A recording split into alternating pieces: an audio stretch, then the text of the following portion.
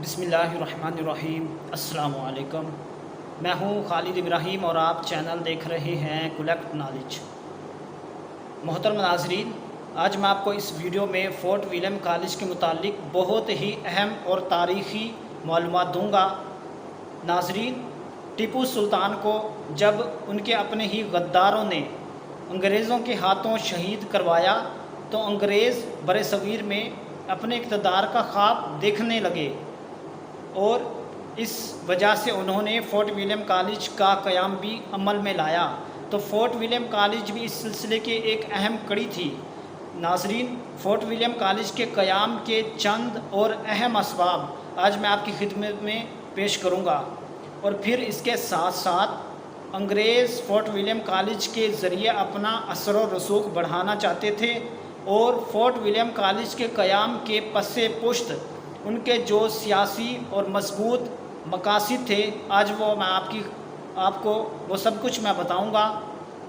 مزید ڈسکس کرنے سے قبل اس ویڈیو کو لائک کریں، کلیکٹ نالج کو سبسکرائب کریں، بیل آئیکن کو پریس کر دیں تاکہ ہماری آنے والی ہر ویڈیو آپ تک بر وقت پہنچ سکے، اور اس ویڈیو کو مکمل آخر تک دیکھیے گا۔ تو ناظرین، میں سب سے پہلے اس ویڈیو میں یہ بتاؤں گا کہ انگریزوں نے اپنا اقتدار کی خاطر برصغیر پر کس طرح سے قدم رکھا۔ وہ کیا کرتے تھے؟ تجارت کرنے کی غرض سے وہ آئے تھے، پھر اس کے بعد انہوں نے کیسے مسلمانوں کی کمزوریوں سے فائدہ اٹھایا، مسلمانوں کو آپس میں لڑوایا، اور پھر پیسوں کے ذریعے انہوں نے بہت سارے لوگوں کو اپنے ساتھ ملا لیا۔ پھر اس کے بعد ایک وقت آتا ہے 1857 کی جنگ آزادی بھی ہوتی ہے۔ تو یہ سب کچھ آج میں آپ کو اس ویڈیو میں بتاؤں گا، تو اس ویڈیو کو مکمل اور آخر تک ضرور دیکھیے گا۔ ناظرین، 18ویں صدی عیسوی میں ہندوستان انتشار اور بدنظمی کا شکار تھا۔ اس کی ابتری کا فائدہ غیر ملکی تاجروں نے خوب اٹھایا، چنانچہ بنگال میں اور مغربی ساحل پر فرانسیسی باشندے منظم سیاسی طاقت بن کر ہندوستان کے اندرونی معاملات میں اثر انداز ہونے لگے۔ اس میں کوئی شک نہیں کہ انگریز ہندوستان میں تاجروں کے روپ میں آئے تھے، اور انہوں نے تا دم رخصت ہندوستان کو ایک تجارتی منڈی تصور کیا۔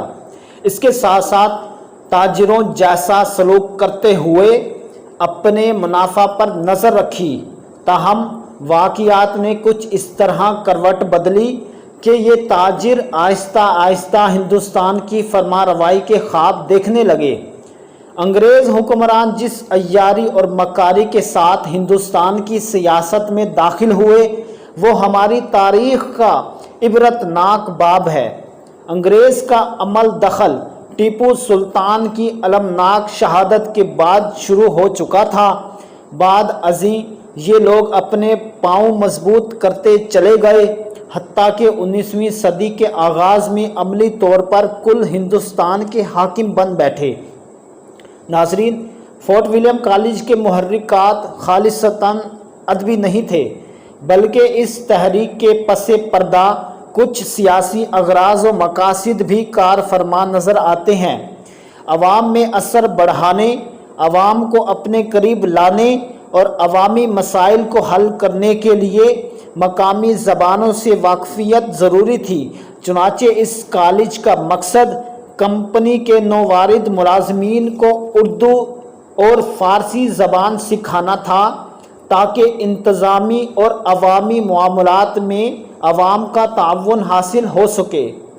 ایسی صورتحال کو محسوس کرتے ہوئے کمپنی کی کورٹ آف ڈائریکٹرز نے یہ محسوس کیا کہ ہندوستان میں انگریز حکمرانوں کو فرائض منصبی ادا کرنے کے لیے یہ ضروری ہے کہ انہیں ہندوستانی رسم و رواج، مذہبی روایات اور زبان و ادب سے واقفیت حاصل ہو۔ چنانچہ انگریز آقاؤں کے لیے آئندہ سے دیسی زبانوں سے آگاہی لازمی قرار دی گئی۔ فورٹ ولیم کالج کا قیام اردو ادب کی تاریخ میں ایک اہم واقعہ ہے۔ اردو نثر کی تاریخ میں خصوصاً یہ کالج سنگ میل کی حیثیت رکھتا ہے۔ اگرچہ کالج انگریزوں کی سیاسی مصالحتوں کے تحت عمل میں لایا گیا تھا، تاہم اس کالج نے اردو زبان کے نثری ادب کی ترقی کے لیے نئی نئی راہیں کھول دی تھیں۔ سرزمین پاک و ہند میں فورٹ ولیم کالج مغربی طرز کا پہلا تعلیمی ادارہ تھا جو لارڈ ولزلی کے حکم پر 1800 میں قائم کیا گیا۔ ناظرین، فورٹ ولیم کالج کے قیام کے چند اسباب کچھ یوں ہیں۔ پہلے نمبر پر تو یہ ہے جو فورٹ ولیم کالج کے جو اہم ترین اسباب ہیں ان میں سے پہلے نمبر پر جو ہے کہ 1798 یعنی کہ 1798 میں جب لارڈ ولزلی ہندوستان کا گورنر جنرل بن کر آیا تو یہاں کے نظم و نسق کا جائزہ لینے کے بعد اس نتیجے پر پہنچا کہ انگلستان سے جو نئے ملازمین کمپنی کے مختلف شعبوں میں کام کرنے یہاں آتے ہیں وہ کسی منظم اور باقاعدہ تربیت کے بغیر اچھے کارکن نہیں بن سکتے۔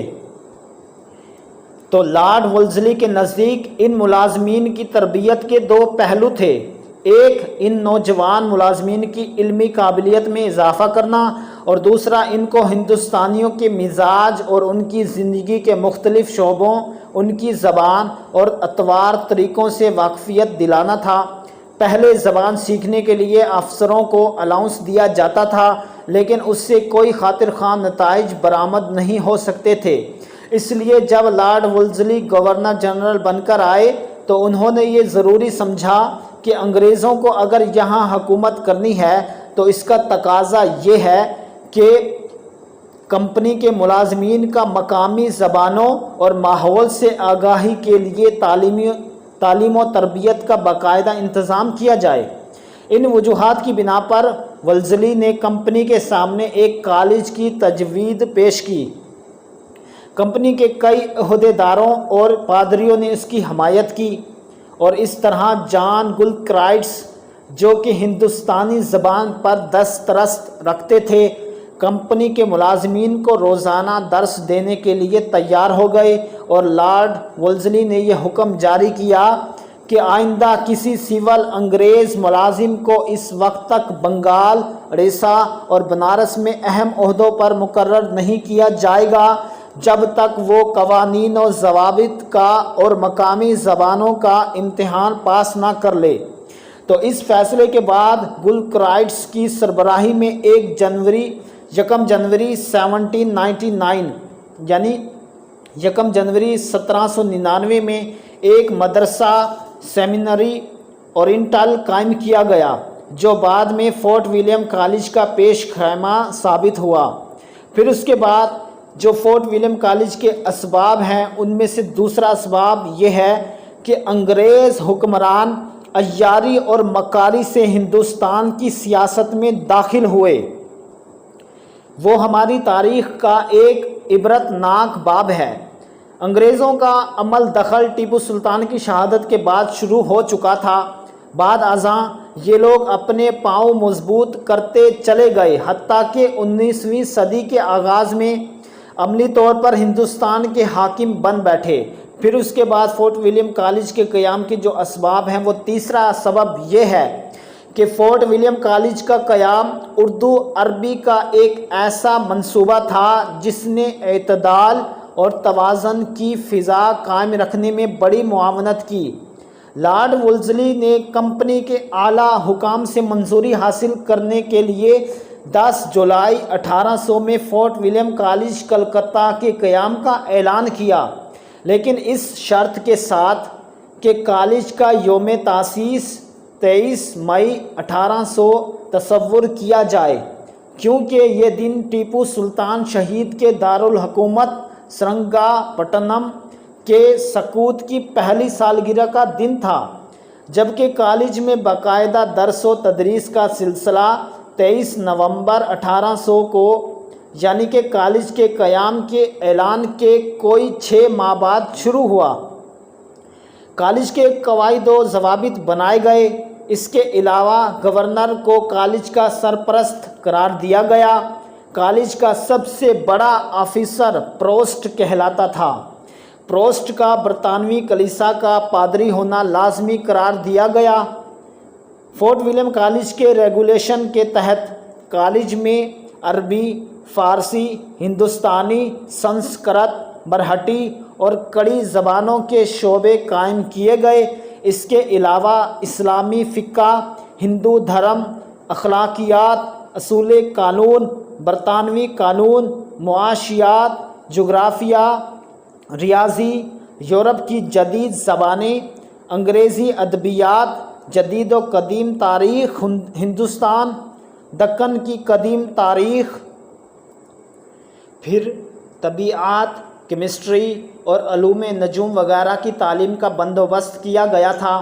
तो नाज़रीन, कॉलेज में मशरक़ी ज़बानों की तालीम पर सबसे ज़्यादा ज़ोर दिया जाता था, इसलिए अल-सन्ना शर्किया के शोबों में अंग्रेज़ पादरियों के अलावा प्रोफेसरों की मदद के लिए शोबे में मुंशी और पंडित भी मुकर्रर किए गए थे। हिंदुस्तानी ज़बान के शोबे में पहले 12 मुंशी मुकर्रर हुए, जिसे बाद में बढ़ाकर 25 कर दिया गया।